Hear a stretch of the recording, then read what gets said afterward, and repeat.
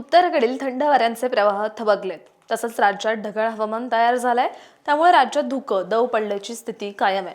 तुरळक ठिकाणी रात्री उशिरा आणि पहाटे पावसाच्या थेंबांनी हजेरी लावली आहे. राज्यात ढगाळ हवामानामुळे थंडीचा जोर कमी झाला असून किमान तापमानात चढ उतर होण्याची शक्यता हवामानशास्त्र विभागाने वर्तवली आहे. राज्यात बहुतांश ठिकाणी किमान तापमानाचा पारा 12 अंशाच्या वर पोहोचलाय.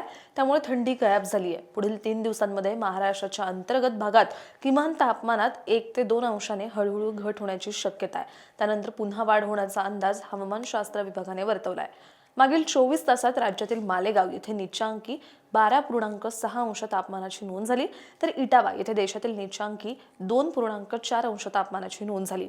राज्यात उत्तर महाराष्ट्र आणि कोकण भागात पहाटे ढगाळ हवामानासह धुकं राहण्याची शक्यता आहे, तर उत्तर आणि मध्य महाराष्ट्रात रात्रीचं तापमान कमी राहील असा अंदाज हवामानशास्त्र विभागाने वर्तवलाय. अशाच हवामान अपडेटसाठी अॅग्रोवनला सबस्क्राईब आणि फॉलो करायला विसरू नका.